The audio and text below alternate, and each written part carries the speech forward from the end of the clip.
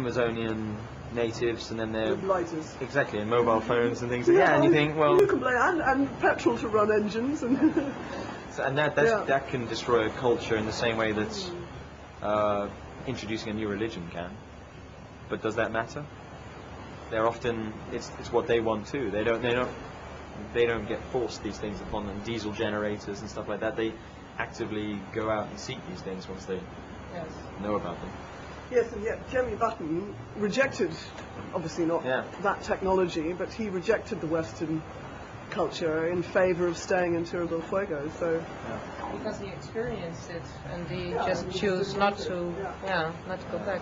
But can we say that maybe when Darwin would have lived in this time, would he have been pro-missions as well? Because, well, we now talk about the missions like it was really, really bad. The consequences were really bad. But maybe everybody, just everybody in Britain, I don't know, but that's the question, was pro-missions, because it was just a different time. People had exactly these same sort of arguments back then. Some people were very anti-missionary back then. Yeah, absolutely. And Fitzroy and Darwin both did genuinely believe, because Augustus Earle, the original artist on the Beagle, when he had, previous to his time on the Beagle, he had been in New Zealand, and there was huge missionary work being done there, and he'd written a pretty damning account of the missionaries, saying they're doing these terrible things and they should really just leave the people be. And Darwin and Fitzroy both read this account that he wrote, and they were like, how ungrateful of him, because the missionaries had helped him as well and put him up, and so they were supporting the missionaries. But yeah, and definitely not everyone agreed with what they were doing. I'm sure some people predicted the consequences too. Yeah. Would have thought this is a bad idea and it's going to do more harm than good in the long run. Yeah. So did Darwin ever change his mind about the missions, or did he just stay with his point that it was good? I don't know. I mean, I know that when he was back in England, he made a donation to the South American Missionary Society. So he was clearly still pro-missionary then. But then we hadn't really seen the full, it really wasn't until the turn of the century that the full consequences of what was happening really became obvious, I think. Yeah. And some missionaries were basically just charities. They were just helping poor people, and there was always like they're more close to they are today. The background is a religious thing, but obviously not all missionaries were alike. They were trying to do different things, different emphasis on helping people or improving their lifestyle, or just out and out trying to convert as many people as they possibly could. Yeah. I have here a question of Anna Harry. What did you feel, Sarah, when you talked to this last Indian woman? We just talked about it a bit, but what did you feel? Was it special to you, or did you just... It was absolutely incredible to me to actually meet someone who'd been brought up in as near as one can a sort of hunter-gatherer lifestyle, and in a way, you know, I just sort of felt running through her veins was this: I can survive in this environment without compasses, penknives, maps, lighters, you know, and that's something that we clearly could not do. She had that upbringing. She had that upbringing. She left Mechiones, which is the little bay that we went to visit, when she was 13 or 14, I think.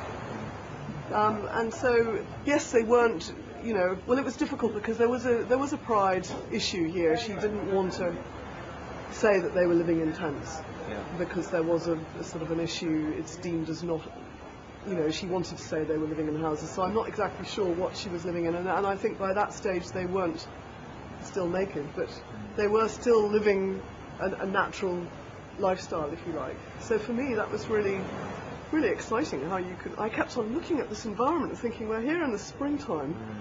You know, what is this like in the winter, and how are they surviving here? I know, when you read the accounts of people, literally being naked and swimming in the Strait of Magellan. Absolutely incredible. Yeah. So there's something incredibly impressive about that.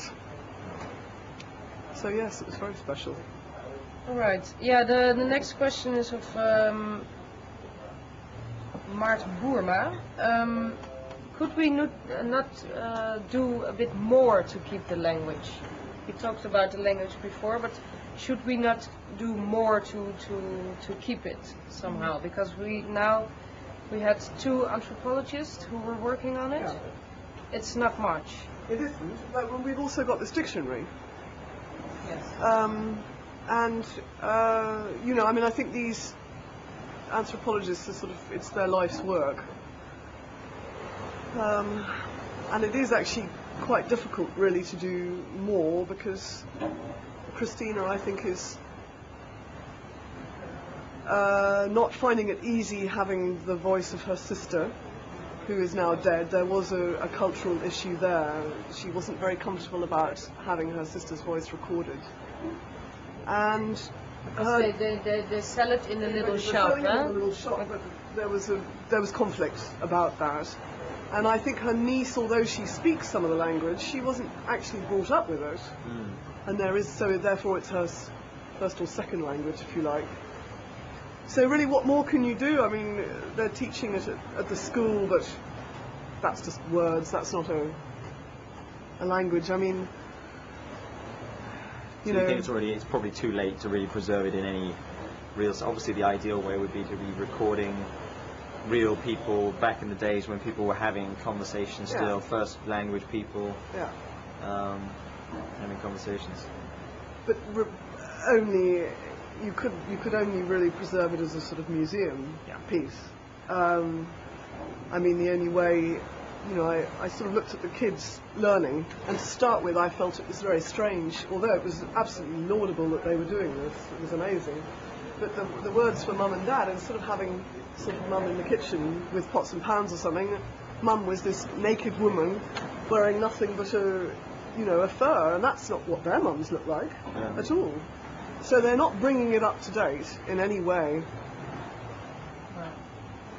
and they're not learning it as a conversation in a way. You know, one could perhaps, if Christina would be willing to come in and talk about stories, and teach the language as a story, as it were, because they had fantastic theatre. Which you get from having a look at this amazing dictionary.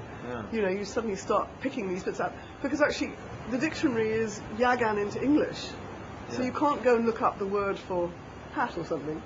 Oh, you just have to. Yeah, it's a very stochastic affair. It is very, very much luck what you come across. Right.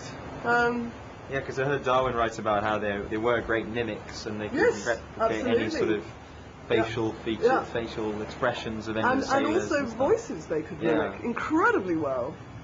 And they could also mimic how somebody walked, so the gait. So you would actually think that X or Y person was walking across. Absolutely. Does it have some kind of function, a survival function? Well, I gather the Aboriginals do the same thing. They actually mimic the animals when they're walking along, trying to get into the sort of mindset. Maybe it is a kind of, physical thing. But then he also said, I mean, physically they must have been different people, and they were in the way they looked. The different types of Tierra-Fuegans had different features as well. Some of them, he says, very long-bodied in proportion to their limbs, and quite large heads, and different builds, and their metabolism must have been different too, because they were surviving, in the cold, not wearing anything. When we would dive exposed, they were coating themselves with whale blubber, often kind of very off whale blubber, so they would have smelled pretty bad. You know, that must have been a contributing factor, I think, to the sort of image of a savage. Was the smell. But apparently, the anthropologists we went out with said, you know, if we get shipwrecked on the Beagle Channel, we will all be doing that. He said the only way to survive in this environment is naked, and we'll all be.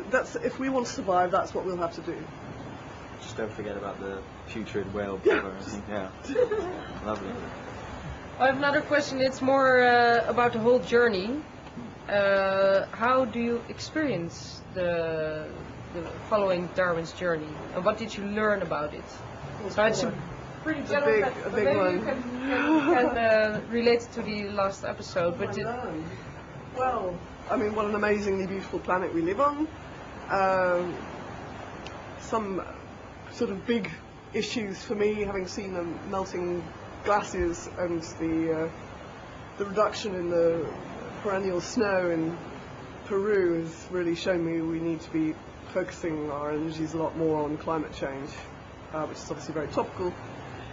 And that was sort of a big penny drop moment. I know everybody's saying it, but you suddenly see it, and there it is, and it's really what we need to be concerned about now. Did you also see that aspect in Beagle? Because it was pretty much the same, I think. The landscape was pretty much the same as when Darwin was there, right? Well, it was very pristine. I mean, we were told Navarino Island is one of the very few places in the world